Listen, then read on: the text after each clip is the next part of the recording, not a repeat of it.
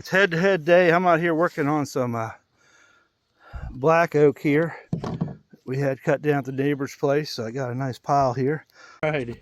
So I was curious to know the 366. Get it out of there. So one thing with the larger dogs on it, you can't get that to lock in there. See, it hits it. But Echo CS 590, and then the G366 clone. So I'm kind of curious to see which one does better. So I've got a pile of oak here that I need to process, and I brought my axe to split a little bit of it, and let's see how it does. I'm going to take a few small cuts out of that one. We got a larger one there. You guys, if you want to time it, you're more than welcome. I got a bigger one back there. I got a chunk right there, so we can do a cut with each saw and see how it works out. I'm real curious myself. Alrighty, let me get my chaps on, get me a drink of water, and we'll get to cutting. Alright, we're going to start off with the Echo first. Do a few cuts with it. We'll start off with that one. I'm going to get that down to where it's a little bit bigger. We'll do a couple cuts with the Echo, get it warmed up. We'll do the same thing with the G366.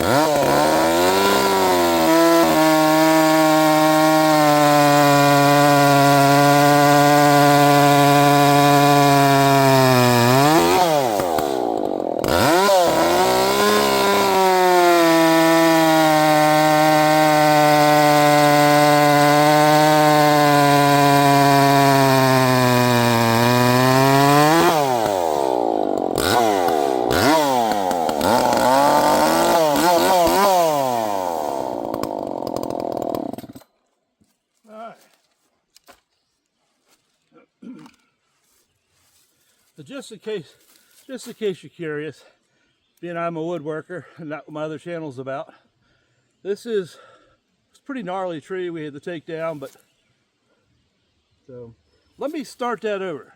This is black oak. I got so much chestnut oak I'm always taking down. You're probably looking at the bark going, that is not chestnut oak. It's black oak, sorry. You know, it's early in the morning, come on.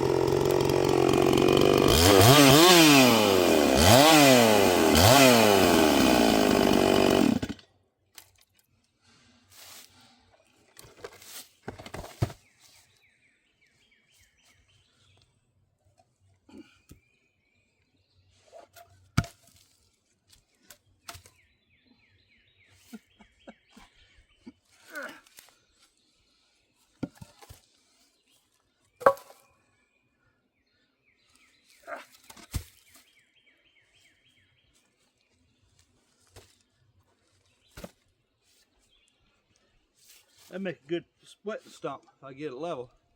Spin it around.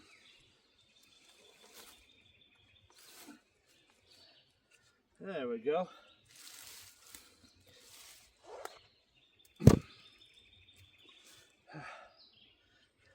Be interesting to see how that stuff splits. Glutton for punishment. We'll let's go ahead and run that a little bit and cut up some of this stuff with this one. You can kind of see the difference between the two of them.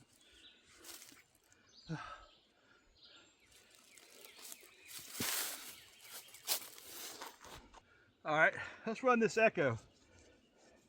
I believe it's quite a few seconds, probably 3 or 4 seconds faster than the other one. Like I said, the other one needs a little bit more tuning. And if I could find a muffler mod for that 360 clone, I think that'd wake that saw up a lot. Well, I've already done that to the 590, so it's not really fair, but it's tests and trials to figure out what you want to do, if you want to do anything with it.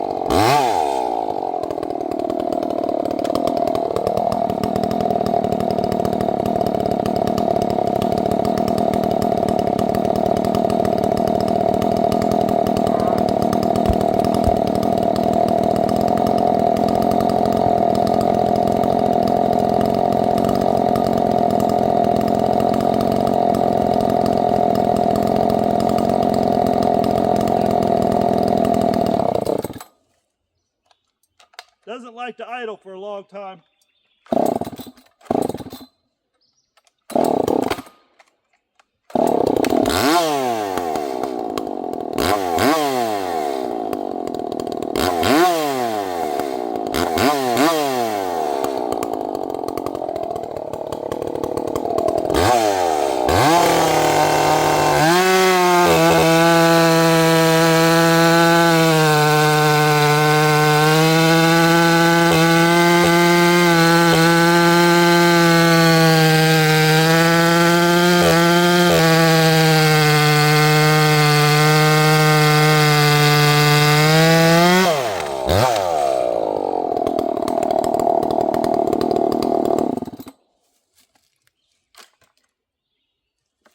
I want to use that 366 in this section right here. Be a good test area.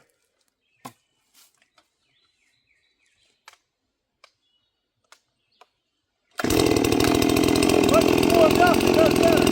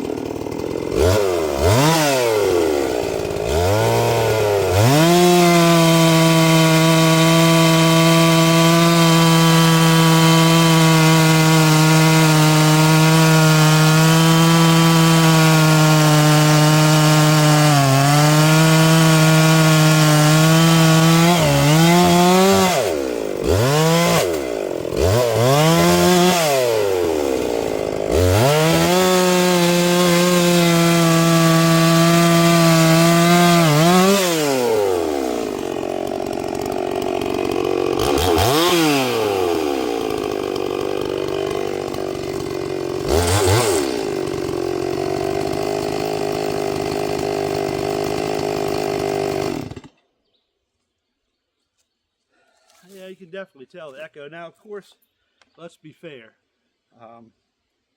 Not only is the echo ported, but the biggest deal is echo is a short stroke. They have a lot of torque, just normal. They're just great saws if you're cutting into big wood. They got a lot of torque.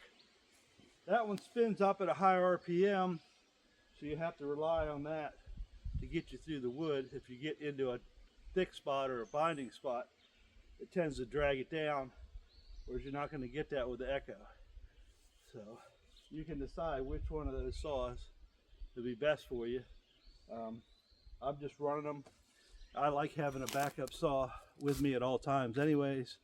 So those two are pitched pretty equal as far as, well, they're both the 59cc and point something. So it's a good fair matchup.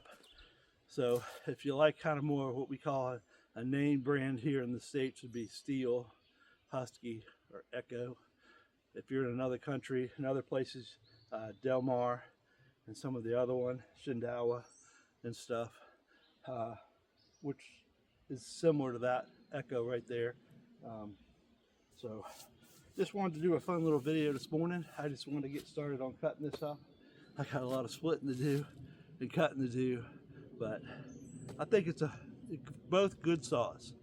Like I said, the clone is not a real Stihl 360, so you know, you pay probably, I don't remember what I paid for that thing. It's not coming to me right off the bat. Somewhere over a little $250, $260, I guess. Maybe it was a little more than that. Whereas your average Echo, the best I could find with a 20-inch bar on sale was $399. That's just a straightforward stock Echo CS590. So, but they're great saws, either one of them. So if you're looking for a chainsaw and you're thinking, well, what can I do with it, or what are my intents and purposes for this saw? You know, I mean, you can see the size of the trees. It's a poplar, and that's actually a hickory. They're all 18, 20 inches, maybe some of them are 24. So you can run a 24-inch bar on either one of these all day long, and they'd just be perfectly fine for the job that you need to do. And you could probably cut down 90% of anything you have on your farm. And even if it is bigger, you know, you just work around it. You guys know how to do that. So, two great saws. I'm still going to work with that one a little bit. I think I'm close on the tuning. It's just a little hard to get started at first, so I got to tweak the low jet. It seems like it's fickle between tanks, so it may be a situation where I have to reach out to Holzfforma and say, hey, this carb had a problem right off the get-go. It's been acting weird. I'm still having consistent problems with it. And they may sell me a Walbro carburetor, which is what's on that. So I might just be able to talk to them to get me to send me another carburetor, or if it's a big deal, they're not that much to go get, I'll go get one from the Stihl dealership my buddy owns right down the street. So I think they're both equally matched to the stock configuration. You can't really compare it with that Echo, you know. All right, now we're going down to a 20-inch bar from a 25. So I'll take that out, put that on there. We'll run it with that for a little bit here at the end of the video I made with the Echo in this. So I'm telling that for myself for a reminder to put it on the end of that video. And we'll see how it does with that 20. I'm going to put that 25 on my 460, which is under there. It has a 28 bar on it, 28-inch bar on it. Actually, there it is, which is my 460. I'm going to put the 25 on that. I think that'll be a good combination. A 20 on this, and then I have a 25 on the Echo if I need it. Now that's a good setup. So I fired each one up, you know, because a lot of times you got to readjust the chain, get some oil on it, stuff like that. So this is a nice setup right here. This Holzfforma, the G366, which is the Stihl clone. Somebody had asked me either on Facebook or on YouTube, can't remember, but I found that gas tank shield cover off of eBay. So I just like to have them. I do need another screw, a long screw, didn't come with the screws, and the screws are in it were too short. So I took one long one out of that one and one long one out of that. So when I go to the hardware store, I just got to figure out what it fits in there. But that's a nice setup. So you got 59 cc's, you got your 20-inch bar, which, I mean, I cut a lot of stuff up with a 20-inch bar. Bring this as the backup, or limb trimmer, or, you know, bucking up the big stuff, but it's got the 25-inch bar on it, and I just hung up the 28. So depending on where I'm going, I could take these two saws, take my Echo if I'm traveling a little ways, bring a couple extra bars, plenty of stuff, maybe in one of these shorter, smaller ones, in case I have another person there and they're kind of doing some of the cleanup work. But yeah, that's a nice setup. I like that. Really, I've had one of those for a couple years. I really like that. That's a powerful saw, especially with a 25-inch bar.